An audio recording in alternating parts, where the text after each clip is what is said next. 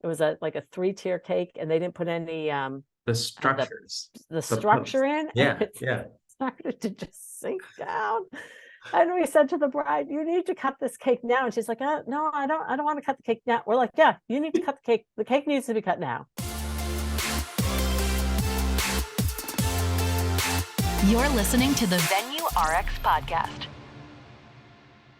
What's going on, everyone? Jonathan here with the Venue RX. And on this show, we are passionate about documenting and sharing best practices around owning, operating, and managing world-class wedding venues. And we do a number of different styles of shows. On this channel, we talk to industry professionals who are skilled in marketing and sales and operations.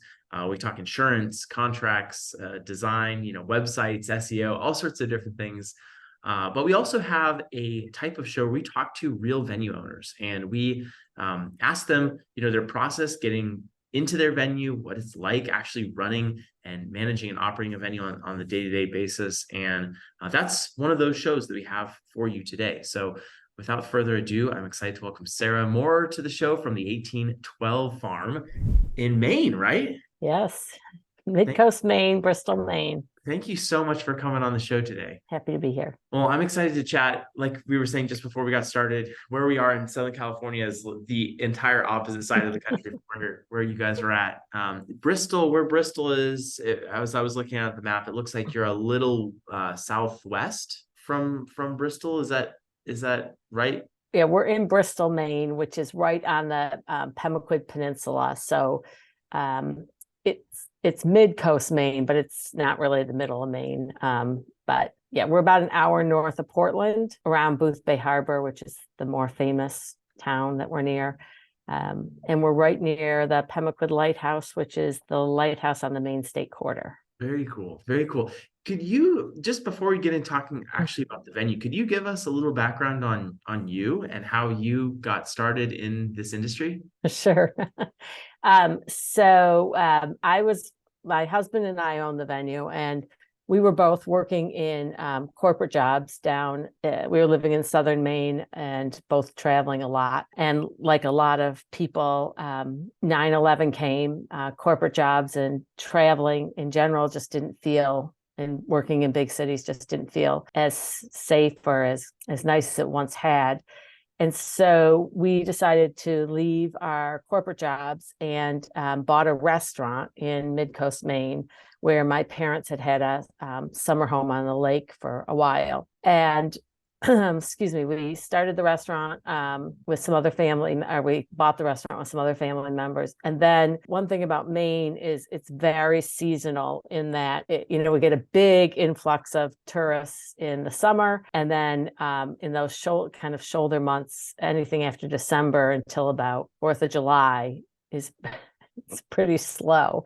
And we really wanted to keep our team together and make sure that everybody had full-time work. And so we initially branched out into catering. That's an easy transition from a restaurant. And then realized that to even out the hills and valleys, that the perfect thing to do would be to have our own venue so that we weren't relying on summer venues for weddings, corporate events, memorial services, etc. So we bought a barn and gutted it, renovated it, and opened our venue in 2007. Wow. Okay, so yeah. You started from the restaurants, then catering, then that's a really cool, interesting journey that I haven't heard from any of my guests before. So that's really neat. I'm curious, why restaurants? Because coming from corporate jobs, the hospitality industry can be pretty tricky. And there's all sorts of statistics on failure rates of restaurants and things like that. But what was it about the restaurant industry that attracted you and your husband? So my husband's family's been in the restaurant business his entire life. And so he had a wealth of knowledge there. And I had worked in restaurants, in high school and in college. And it felt like a really great way to be part of a small community. The town where the restaurant is, Damariscotta, is about 2,500 people year round. So it's a fairly small community. We really liked that idea again after 9/11. We liked the idea of being a small community where we could become part of the community, make an impact, put down roots, kind of, make it our place. And it's where we had experience. So that makes a lot of sense. So there we go. Yeah, no, totally. The experience really, really helps. Yeah. When you moved and you kind of shifted careers, were there things that you brought from your corporate experience that really kind of helped inform how you maybe changed things about the restaurant, or how you helped evolve and kind of serve your clients and customers better? So we did bring much more of a corporate mindset too. So I had worked for years for IBM and then Siemens, which is a German-based company. So we brought much more of that kind of corporate structure in policies and procedures. We were really big on, coming from a corporate world, that there's a certain way you do things, you do it the same way every time. And so we kind of brought that mindset to the restaurant. And I think that helped us, is that we were able to deliver. The restaurant's been in business for 25 years now, and we were able to deliver a really consistent product, both from front of house and from back of house. We believe in a team concept. Certainly that's a big corporate concept as well. At some point during the day, or at some point during the project, each member of the team is the most important member, right? So it may be the hostess that's seating the guests at that exact moment. They're the most important person to the organization, right? Because they can make or break it. The server, when they're taking the order, delivering the food, they're the most important person. The dishwasher, if you've worked in a restaurant and you're running low on glasses, you know that dishwasher is the most important person in that moment. Instilling that mindset, I think, in both the restaurant and then driving that down to catering and the venue, I think has really helped us with consistency. That's a really fascinating concept that I haven't heard before, and that makes so much sense, because for the venue space, you might have someone who's setting up tables and chairs, but they might be the first person that someone sees when they're getting ready to do hair and makeup on property or something like that.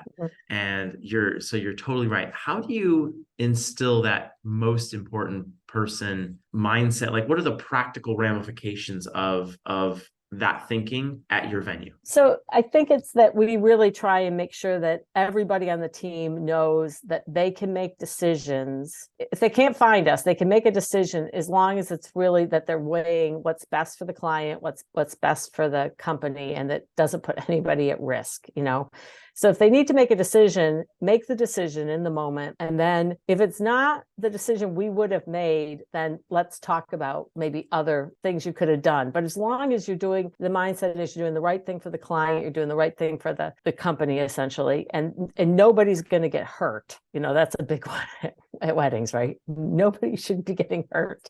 Then just go ahead and make the decision. Don't dither about, and don't make the client feel like, it's a big deal. Just make the decision, and later we'll figure out if there's other ways we could have gone. And making sure that the entire team knows that that's okay, and they'll make mistakes, but that's okay too. It's as long as, it's, at the time it felt like the right decision. Sounds like you're really empowering your team to not centralize everything on you and your husband, but like you're giving them a level of autonomy to do what they feel should be done, as long as, and so then you could probably go back later and have some coaching conversations with them around, the decision that was made. And maybe over the years, you have someone who gets better and better and better in the role because they make decisions that are more in line with what the organization needs. Yeah, exactly. And that way it's not this, we have to stop everything when we find somebody that can make a decision. I mean, I know at weddings or any events, things can be moving quickly in the moment, and to stop everything. Now we also we use radios and headsets so that we can communicate with each other, and so that, people know what's going on. So that there's also that. Our team is pretty seasoned, and we really trust our team members to be doing the right thing. And as long as that was their mindset, then we may have made other decisions, but it's okay. Yeah. Yeah, that makes so much sense. I'm curious, you mentioned, as you were talking about wanting to kind of even out the peaks and the valleys associated with the seasonality of the area. What is that seasonality specifically? Kind of what are your high months, your really popular months, and then what are your lower months that you're not getting that same business? So it's June, July, August, September, October. November and May are shoulder months. December, we do a lot of corporate holiday parties. But in Maine, you ever been to Maine? January, February, March, and April are pretty rough. Okay. The weather's not necessarily great. We have a lot of snowbirds that are heading south or west, or it's just not here. And so so winter's a pretty slow time for us. So really starting in May, I mean, it sounds like you're coming up on your busy season in the next month. Is that correct? It'll start to get busier. Yeah. Yep.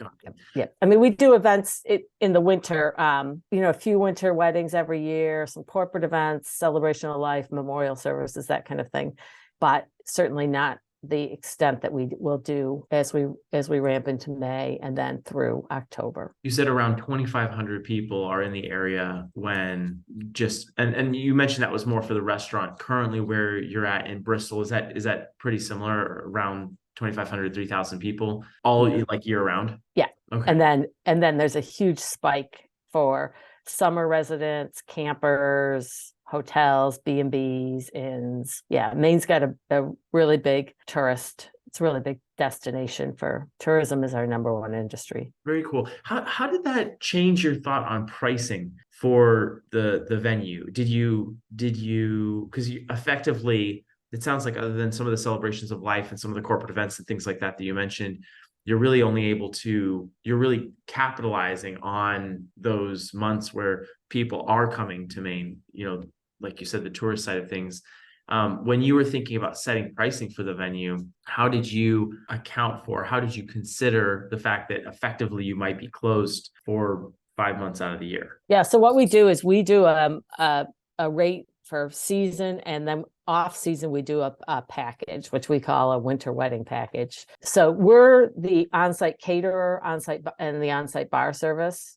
So we're able to wrap that all together. So our off season / winter runs November through to May. It stops the weekend before Memorial Day, because that's really when season kind of kicks in. And that package is a much lower price point, and includes catering, staffing, and all of that. So we can try and capitalize. And so we do push a fair number of weddings into November, December, 1 or 2, and like January, February, and then a few in the early months of May. They tend to be smaller. They tend to be more local folks, as opposed to destination weddings, which tend to be our season weddings. People coming from Boston, New York, Florida, all over the place, who have some connection to Maine and want to, expose their friends and family to some place that they either have an emotional connection, a family connection, or just a place they love. About how many weddings, just specifically weddings speaking, not the other types of events, how many weddings are you doing on average per year? Somewhere around 40. Okay. Is that pretty typical for other venues in maybe the area, or even just Maine in general? Well, we're open year round, so our barn is heated. A lot of barns in Maine are not.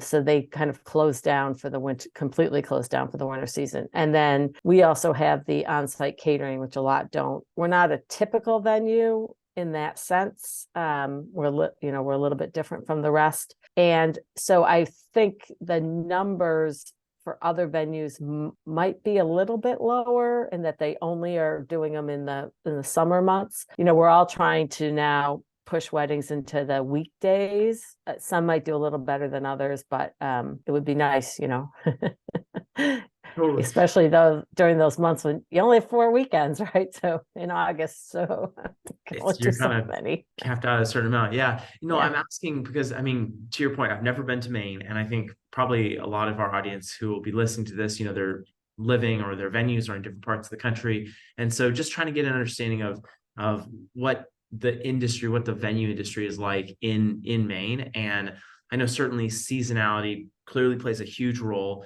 Are there other things that you've seen just from your experience in the wedding industry, and then your experience at your own venue, that are substantially different in Maine than in other places in the country? Well, I mean, I know, I do network with other wedding venue owners throughout the country, and I know that there are other venues that are doing 100, 150 weddings a year. And certainly other parts of the country, I think weekday weddings are much more common. I don't know why they're not as common in Maine, maybe because we have so many destination weddings that, they really need a weekend. So I think that that's a little bit different for us in this state. It just isn't as common. And yeah, so I think it's the weekdays that might push it. And then in Maine, we tend to offer, most of the venues here tend to offer either a Friday, Saturday or a Friday, Saturday, Sunday kind of package. We offer either a Friday, Saturday or a Friday, Saturday, Sunday. Where in other parts of the country, I know that they're doing like a wedding on Thursday, a wedding on Friday, a wedding on Saturday, a wedding on Sunday. And that just doesn't tend to be as common here. And I'm not sure exactly why, but again, I think it's because we do a lot of destination weddings and they want that time to do, rehearsal, dinner, wedding, farewell brunch kind of thing on site. So I know those are some differences I've noticed as I've talked to other folks in the business. That really resonates with what I've experienced and kind of even some of our venues. We have one venue that'll do like maybe 120 weddings per year, and they are doing them on a Thursday, a Friday, a Saturday. We have 36 weddings in the next 90 days at one of the properties, believe it or not, right here up the road. But they don't have any on-site accommodations. They don't do, it's more of one of those spaces where you're coming in, it's a garden space, and you're coming in, you're doing your event, and then you're leaving. Whereas one of our other properties is, we really are, encourage people. I would say it's rare that people don't stay overnight and don't use the property for at least 2 days.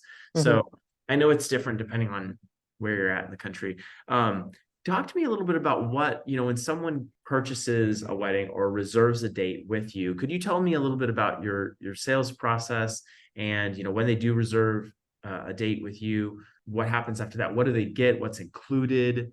You kind of mentioned your packages a little bit. What are you including in those packages? Sure. So we include in the venue rental, we include the chairs, the tables, the china, the silverware, the glassware, everything you would need to put a meal on the table and eat a meal, essentially. And then we provide the catering and the bar service. So typically for us, they book the venue and then we work with them on a menu and a bar service. And then they put down a retainer for that portion of it because but they know going into it, we're the only option. So we're the exclusive caterer, we're the exclusive bar service on site. And then that would be for the reception day. And then if they're also going to do rehearsal or farewell brunch, then we usually work on those menus secondary. So, and most of our folks book about 18 months, 24 months out. We're booked for 2023. We're actively booking 2024 and reluctant to start.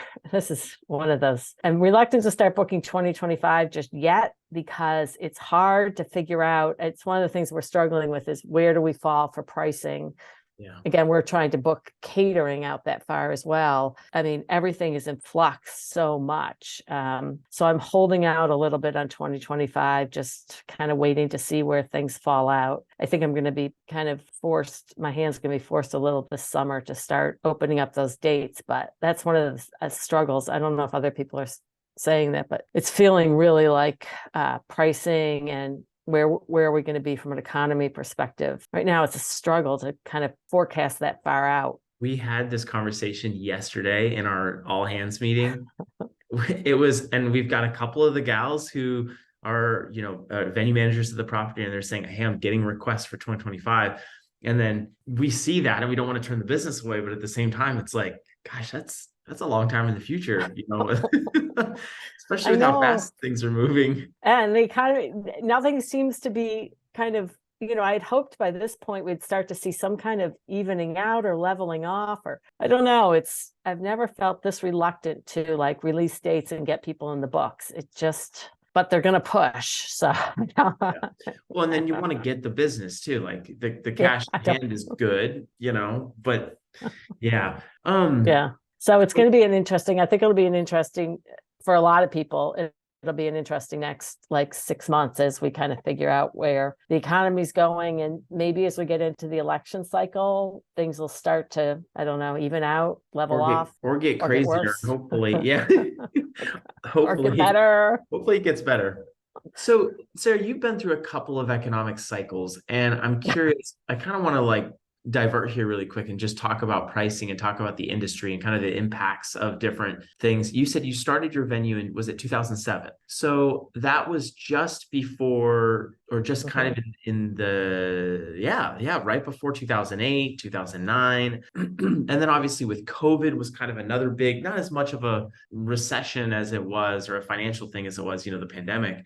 But what impact have you felt, and what kind of have you seen from the industry? Because there are a lot of people listening to this podcast who are in year 3, maybe they're in year 1, maybe they haven't even opened their venue yet. What kind of words of wisdom do you have for those folks who are looking at the unsettledness of the economy and some of those different things? Like, is this a safe industry to be in? Should they be really scared? Do people still have weddings? Talk to me a little bit about that based on your experience. So my husband always says we refuse to participate in the recession. I'm like, oh, whatever. Yeah. I like that.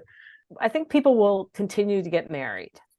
So I don't think that part's going. People are going to continue to want to celebrate, whether it's good times or bad times. They continue to want to celebrate. They continue to want to get together. I think that's just a basic human need, is that when we're going through those important times in our lives, we want to be with people. I think that'll continue. I think people are going to be a lot more conscious of costs. Certainly, I know that, even when you look at your own personal spending, you're going through, do I need this? Do I have to have it? Do I want to have it? Yeah. And certainly weddings aren't a need to have, they're a want to have. So there is some caution there, but I don't see, 2023 is pretty full, and, it is forcing people into 2024. So I think that that's a good sign. I think a lot of us are still recovering from COVID. That was, a really tough period of time. A lot of us took advantage of some of the programs out there like payroll protection or employee retention, which was great because we were able to keep our teams together, right? And that was really important. So if we can come through 2008, we can come through COVID, I think it's an industry that can sustain itself. We have seen there's been some fallout, people that just didn't want to deal with it anymore or were undercapitalized. You have to have that safety net of money that you can keep the lights on if you're not getting people through the door, you're not getting retainers. The good news is for weddings, typically people are booking out 18 to 24 months. So you're getting that money to survive on. But, you really got to take a hard look at your finances and make sure that you've got that safety net there. And that you can, if you go in undercapitalized, I think it's going to be a hard road. But I do think that weddings and celebrations are going to sustain. I don't see people cutting those out of their budgets. Totally. Because they're going to cut back. I think they're going to cut back, and they may do smaller celebrations, but those can be, be nice, and they're certainly a lot easier to deal with, right? 200 people versus maybe 100. So it's a more manageable crowd. So totally. Yeah. And from an operational standpoint, again, you may have to have less team members in place to manage those. So yeah, I see what you're saying. The venue, food, and bar seem pretty essential as far as hosting a party. Catering is how everyone's going to eat, but maybe things like florals or things like, extra rental things on top, maybe videography or photography, the packages that someone would choose might be more expensive or less expensive based on how that couple is doing economically. Have you considered bringing in other verticals other than the catering and the bar as a part of what you provide to be able to generate more revenue? We haven't. We're going to focus on our core business. We know venue, we know catering, we know bar. We don't know those others, and we haven't considered it. I know others have, but I'm going to just stick with the things I know and the things I know I can do well. Yeah. And that's it. That's a pretty good strategy. I like that. I don't need more. What do you do for when people want referrals for DJs or florists or some of those different things? Do you have a preferred list? How does that function in your neck of the woods there? So what we do is we have a list of folks that we've worked with before and that we would love to work with again. But they're welcome to bring in anyone they would like, as long as they provide the necessary certificate of insurance, which really, if you're a business, I don't know why you wouldn't have that. We don't do a preferred list. It's not as common in Maine, especially for like DJs and photographers. It's more lists of people that have worked at the venue before. I mean, I know as a caterer, we cater at our venue and at other venues. So I know we're on, list of other venues as a caterer who's worked there before, and they would welcome back, who knows their rules and that kind of thing. If you want to be on a venue's list of the ones that we're saying, hey, these are all great vendors and we'd love to work with these people again, you just need to be conscious that the venue is an important piece of the overall strategy or the person's overall budget, and just treat them with respect and you'll get on their list. There are people that have worked here before that if someone said they wanted to work with them, I'd be like, oh, have you considered so-and-so? I mean, I'm not going to say you can't bring them in, but because last time they were here, they treated my staff like they were servants. They left their trash all over. I don't need to deal with you again. There's enough out there. Yeah. So that's the way we phrase it. And there's ones, the people that move to the top of our list that are like 1, 2, 3. So when someone says, who's the DJ? And I say, DJ Jeremy DeWeese, DJ Greg Young. I love them. They're welcome here anytime. I would love to see them here again. And they tend to book the most weddings here.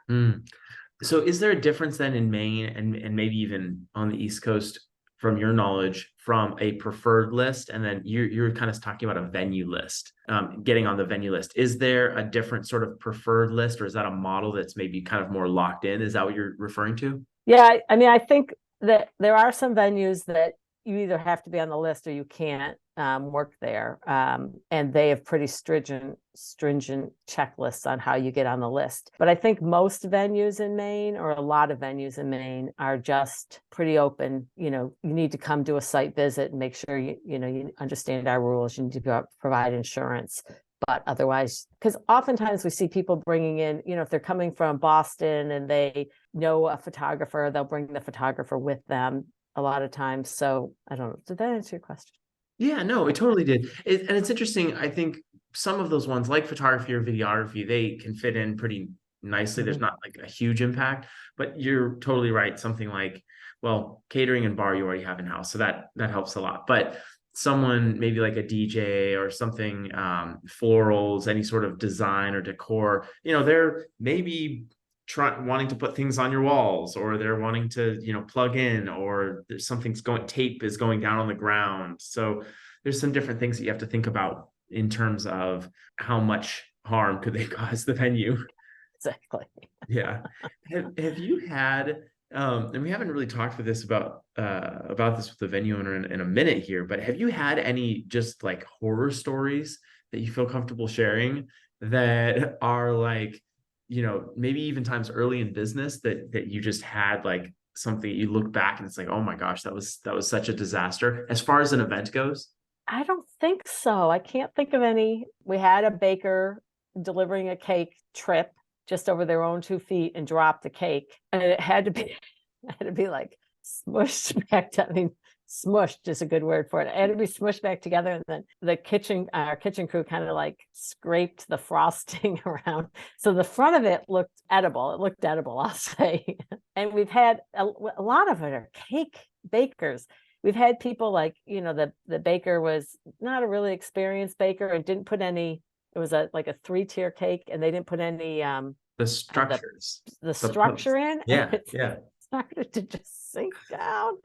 And we said to the bride, you need to cut this cake now. And she's like, no, I don't want to cut the cake now. We're like, yeah, you need to cut the cake. The cake needs to be cut now. If you want to cut a cake, it needs to be cut now. And she looked over and she's like, oh yeah. I'm like, yeah. You're going to cut a multi-layer cake. Yeah. It's not going to be a 3-tier cake for long. Yeah. So those kinds of things, which you look back on, you laugh, and you're like, the guests had no idea that in the back of the house, there was a complete and utter panic going on about a cake, like a smushed cake. And guests most of the time, I don't think guests know that there's any kind of trauma or disaster going on.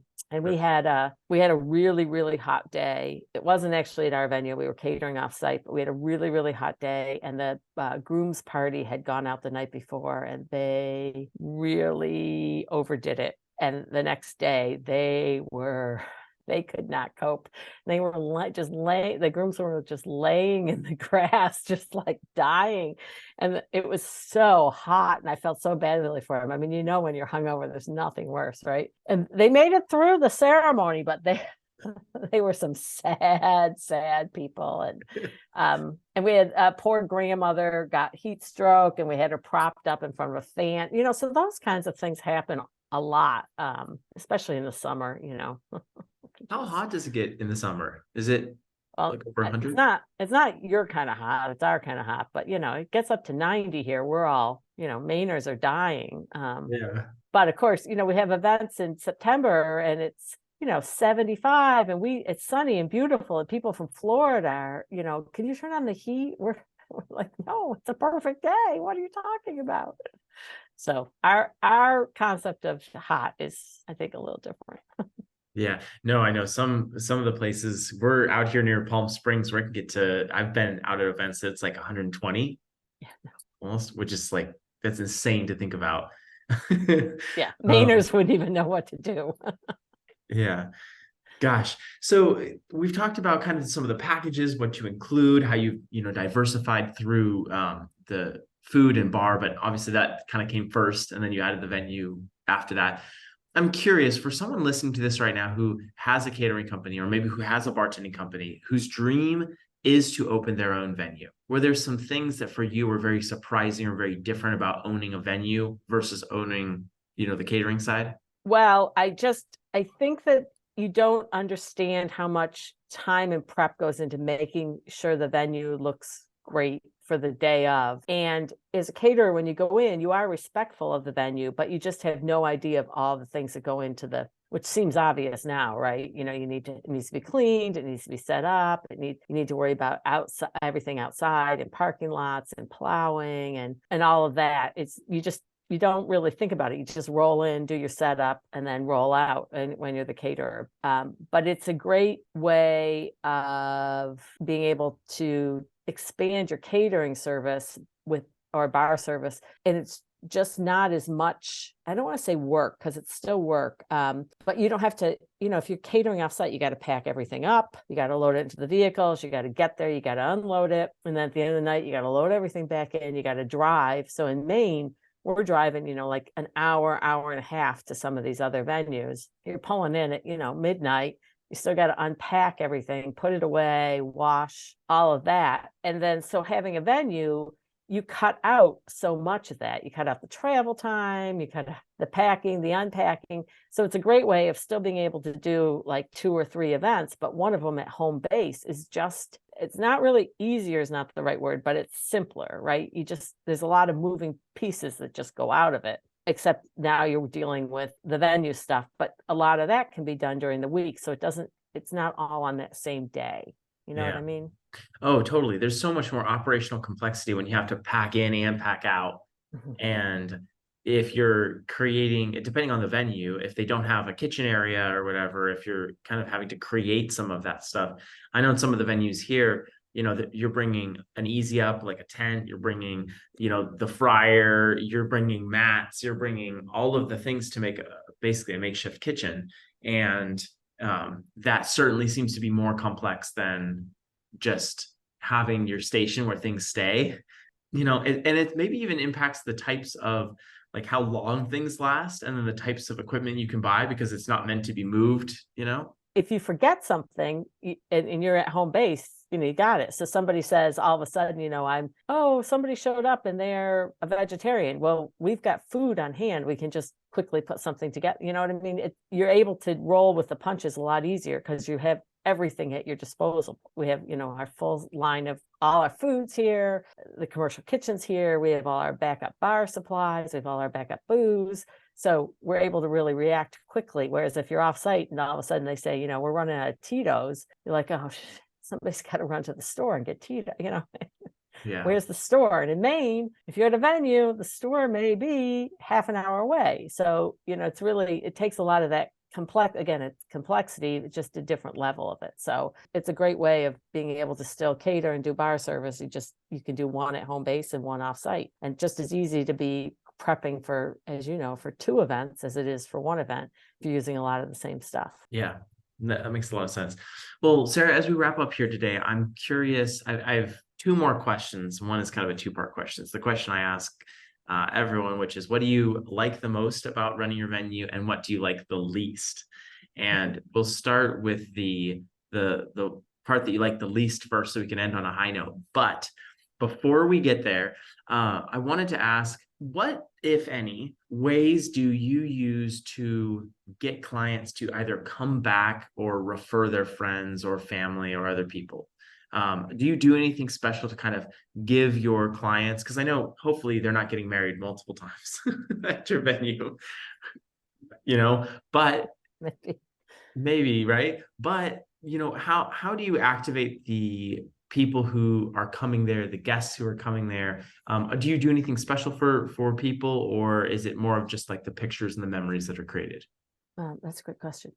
So we believe that we deliver a really excellent product, that we make everyone feel well cared for, well fed, and well cared for when they're here, so that they will, go back and talk about the great experience they had. We do multiple events for clients, but not necessarily on the wedding side. Although we have had, my cousin got married here, and I was at the wedding. It was great, and I want to get married here.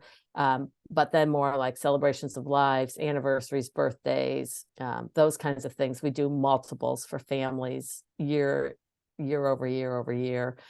People come back. Corporate events, we do the same corporate events every year and add some new. So that business is very repeatable for us. And it's just being a part of the community and making them feel well cared for and making it as easy as possible. Weddings for us, it's a little bit harder just because so many of our couples are destination. So they're coming to Maine, but will another relative or a sister or brother come to Maine? Sometimes, but really it's just, I think, making them feel really well cared for. Everyone, all the guests feel really well cared for, and then making it really easy for the couple, so that they're, it's a time filled with a lot of anxiety and often a lot of pressure from family and friends, and then a lot of emotion. So we try and make it as easy as possible for them, so they're not worried about things. They can just kind of take a step back and celebrate and take in the day and enjoy themselves. And I think if they communicate to other people that that's the experience they had, then other people will want to do business with us as well. Agreed. I love that you have this focus that I've heard a couple times on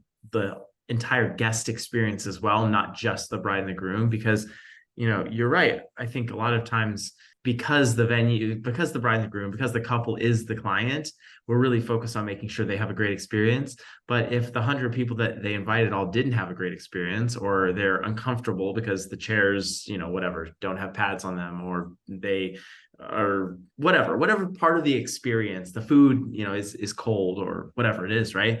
They will have that bad experience. And that may be 6 or 7 or 12 people that have a negative connotation in their mind about your venue versus just the 2 people who just experience the event. So that makes a lot of sense. All right. The final question, your favorite part and your least favorite part. Let's start with your least favorite part first. I think my least favorite part is just all of the paperwork that goes into it. Chasing vendors down for insurance, making sure that everybody's got the right menu and timeline and all of that stuff, the minutia that goes into it. Sometimes it can just feel like it's a lot of paperwork, making sure all of our licenses and permits and all our bills are paid, and, all of that stuff. There's just a lot of that.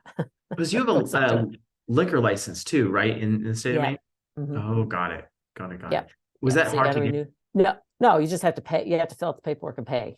Oh, okay. Yeah, Maine's pretty easy, but because we also cater off-site, if we're going off-site to another venue, you have to file a 1-day permit with the town and then file that with the state. So Maine is not necessarily a very business-friendly state, so there's a lot of moving pieces there, and it's not a lot of fun. Nothing about that is a lot of fun. It's true. Paperwork. All right, Paperwork. paperwork. And then what about the most favorite part? My most favorite part is just having people want to celebrate with us, or celebrate with their family and friends here. So again, either they're happy moments in life, or they're not so happy moments in life, but they're big events. And the fact that people trust us with those it's a real honor that people want to trust us and bring 100, 150, 200 of the closest people to us and say, here they are, deliver a great product to them. And that's really satisfying at the end of the night when you've done a good job, people are happy, and yeah, that's it.